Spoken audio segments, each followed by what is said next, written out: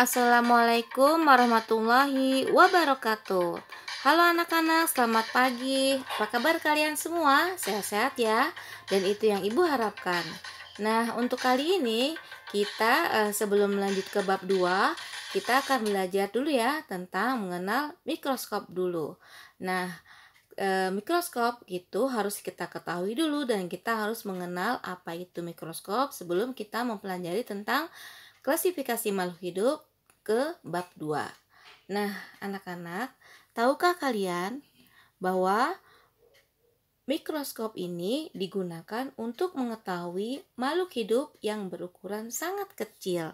Nah, yang kita kenal kelompok makhluk hidup mikroskopis seperti ini ya. Jadi hewannya sangat kecil, makhluk hidupnya sangat kecil, berukuran yang sangat kecil sekali dan hanya dapat dilihat oleh mikroskop. Seperti itu. Nah, tahukah kalian bahwa makhluk hidup yang sangat kecil itu tempat hidupnya di mana-mana?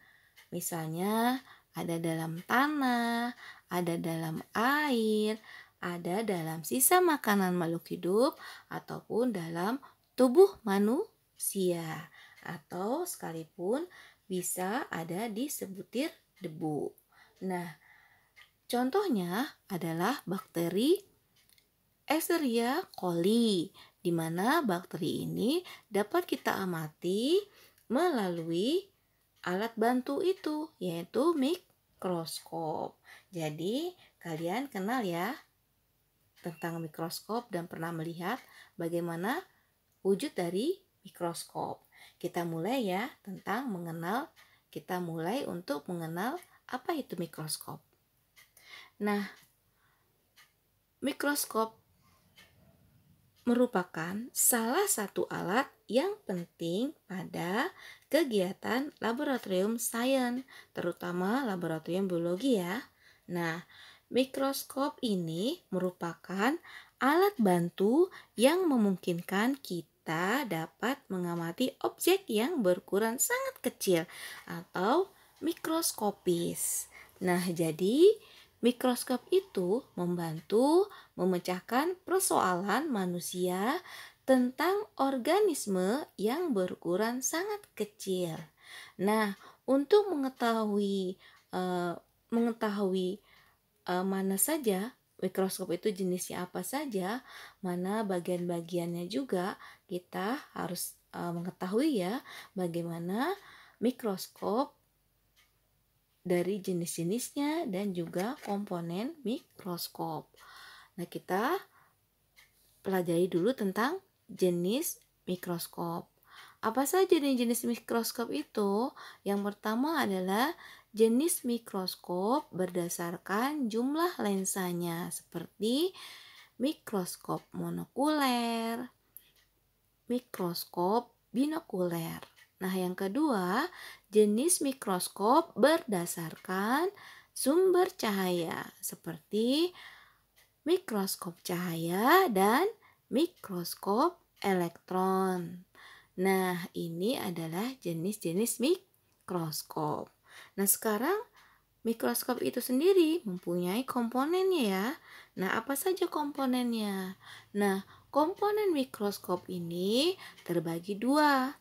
Ada bagian optik, yaitu bagian optiknya meliputi lensa okuler.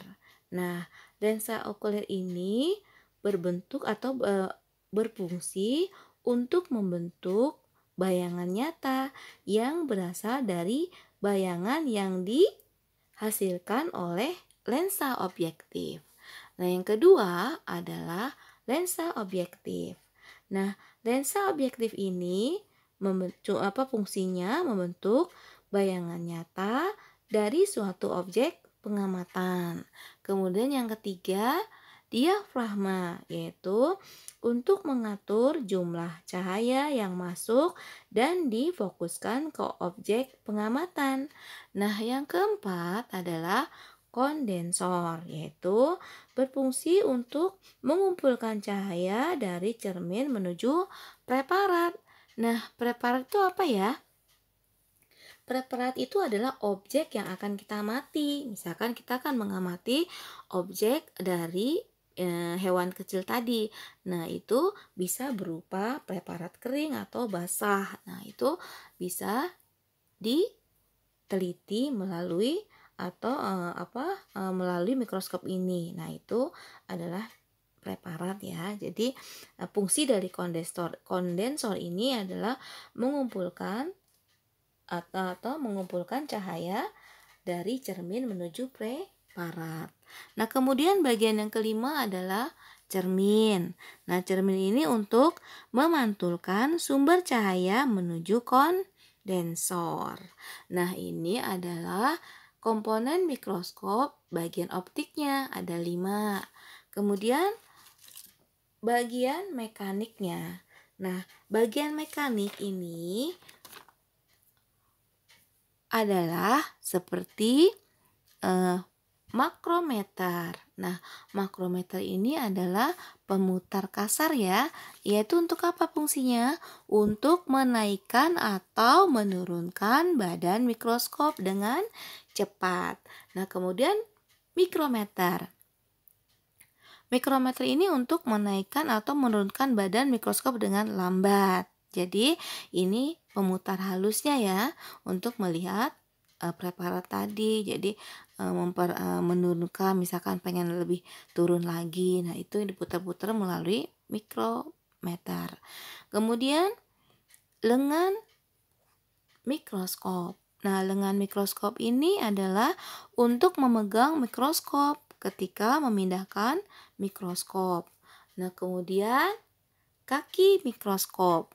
Nah, ini untuk menyanggah mikroskop. Kemudian ada tabung mikroskop. Nah, tabung mikroskop ini untuk sebagai penghubung antara lensa okuler dan lensa objektif.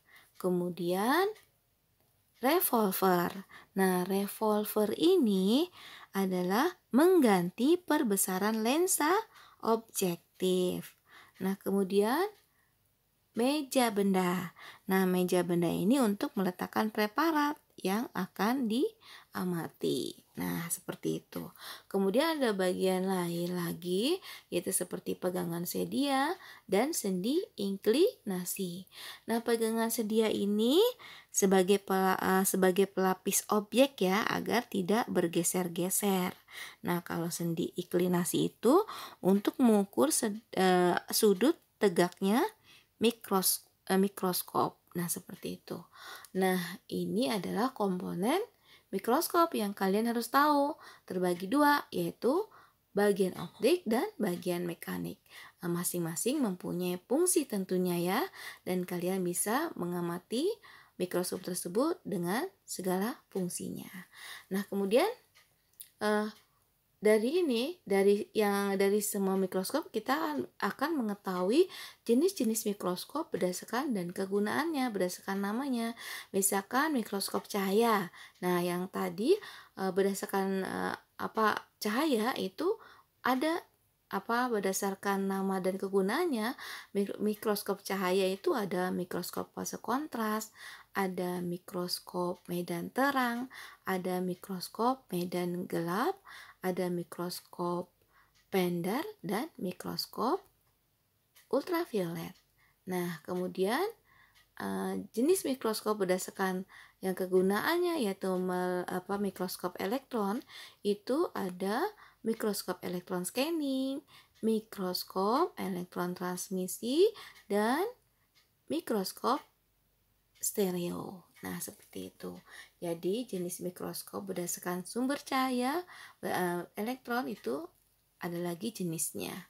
Nah, seperti itu anak-anak tentang mikroskop dan jenisnya. Kemudian, kita akan pelajari bagaimana cara penggunaan mikroskop. Nah, penggunaan mikroskop dimulai dengan 1. Mengambil mikroskop dari kotak penyimpanan. Tangan kanan memegang bagian lengan mikroskop, tangan kiri memegang alat mikroskop. Kemudian mikroskop diletakkan di tempat yang datar, kering, dan memiliki cahaya yang cukup. Nah, itu ketika kita akan persiapan untuk meneliti suatu preparat. Nah, kemudian putar revolver. Nah, revolver tadi fungsinya apa ya? Revolver. Nah, fungsi revolver tadi adalah mengganti perbesaran lensa objektif. Nah, jadi putar revolvernya sehingga lensa objektif dengan perbesaran lemah berada pada posisi satu poros dengan lensa okuler yang ditandai bunyi klik. Nah, pada revolver baru kita bisa mengamatinya. Nah, kemudian tiga, kita pasang nih lensa okuler dengan lensa yang memiliki ukuran perbesaran sedang. Cahaya tampak terang berbentuk bulat. Jadi mengikuti lensanya itu ya, nanti baru di tengah kita taruh preparatnya seperti yang terlihat pada gambar. Jadi hal tersebut dapat diperoleh dengan cara yaitu mengatur diafragma untuk mendapatkan cahaya yang terang, kemudian mengatur cermin untuk mendapatkan cahaya yang akan dipantulkan ke diafragma sesuai kondisi ruangan. Kemudian apa lagi? Nah, baru kita siapkan preparatnya yang akan kita amati. Kemudian diletakkan di atas mejanya, atur bagiannya akan diamati tepat di tengah lubang meja preparatnya tersebut. Kemudian dijepit preparatnya itu dengan penjepit objek agar tidak bergeser-geser. Nah, ini dijepit dengan apa? Pegangan sedia ya, atau sebagai pelapis objek agar tidak bergeser-geser, dibantu dengan yang tadi namanya pegangan sedia. Jadi kita harus dibantu ya biar nggak bergeser-geser. Jadi kita sebelumnya menyiapkan preparat yang akan kita teliti, lalu kita jepit tepat di atas meja.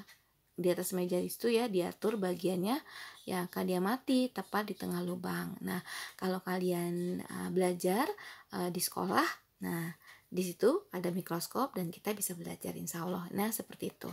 Nah, kemudian apalagi langkah berikutnya yaitu diatur fokus untuk memperjelas gambar objek dengan cara pemutar kasar atau makrometer secara perlahan sambil dilihat dari lensa okulernya. Kemudian pemutaran dengan makrometer dilakukan sampai lensa objektif berada pada posisi terdekat dengan meja preparat.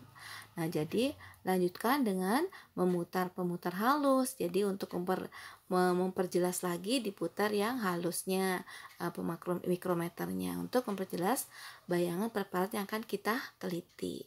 Nah, kemudian yang berikutnya, nah setelah preparat terlihat, jadi untuk memperoleh perbesaran kuat diganti lensa objeknya dengan ukuran 10 kali atau 40 kali atau 100 kali, ada ya pilihannya.